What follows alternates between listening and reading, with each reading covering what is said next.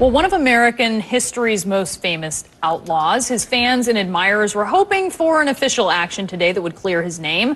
As it turns out, that is not going to happen. Legend has it that Billy the Kid was promised a pardon by the governor of New Mexico at the height of his notoriety. And the current governor, on his last day in office, has spoken. So I asked the perfect guy to join me to talk all about Billy the Kid, Boze Bell, which is a pretty cool Wild West name as well. He owns the magazine True West, and he also wrote a book about Billy the Kid. Mr. Bell, thanks so much for being with us.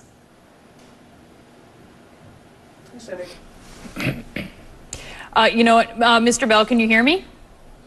Yes, I can. Okay, great. Thank you for being with us. First off, I want to play some sound of what Governor Richardson said in his decision, how he was explaining his decision. This is from Good Morning America. Here's what he said.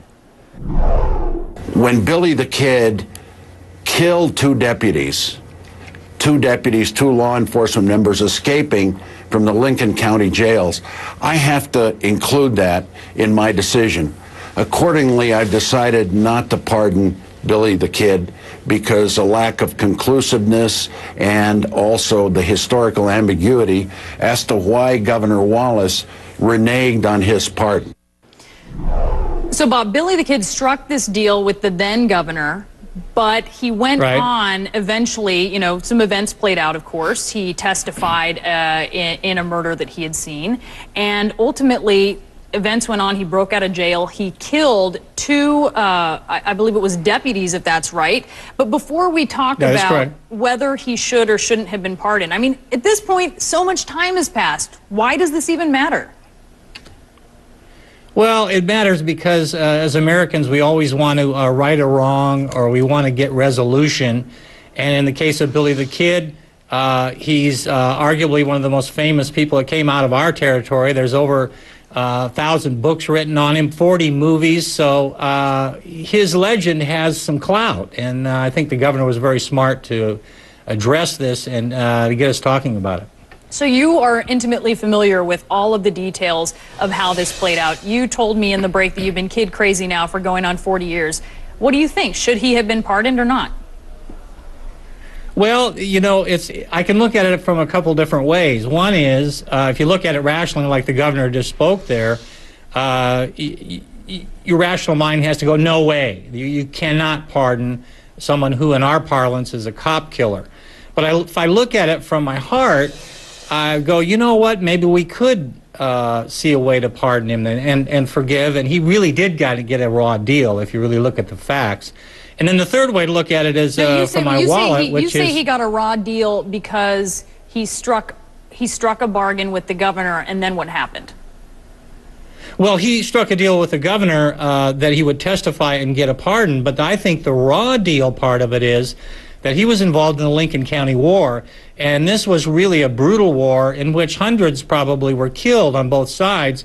And the kid was operating sometimes as a deputy, deputized and serving warrants, and the other side was doing the same. A lot of people think that there was not enough law in the West. In this case, there was actually too much law. And so, but the raw deal is that Billy the Kid was the only one who was tried and prosecuted for killing someone in the Lincoln County War. And other people did just as bad, and they ended up to be solid citizens and powerful politicians. And as the kid himself put it, he said, "Think it hard that I am the only one to suffer the full measure of the law," end of quote. And I think he's right. You said, and I interrupted you, but you said there's another way to look at this about whether he should have been pardoned. Well, yeah, you got the three ways, and the third way is my wallet, which is I'm going to make a lot of money on all this attention from the sale of books. And so when I look at it that way, I go, absolutely, pardon the guy. Very interesting. Okay, and let me ask you this. I mean, everyone knows about Billy the Kid. As you said, there are all of these books, all of these movies. He's been so romanticized over time. I mean, should he be? Should he be held up as this folk hero? This is a guy who murdered a lot of people.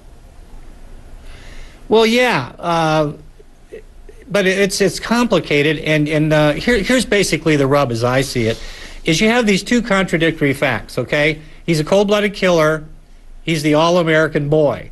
He was resourceful, brave. Everyone agreed he was a great dancer, okay? Well, you put those two together and they don't go together, okay? You can't, they're contradiction. And that's what any good legend needs. You need to have this unresolvable fact. And that's why we're still talking about him 130 years later. And he is certainly a fascinating character and one that has fascinated you going on 4 decades now. Bob Bell, thanks for being with us. My pleasure.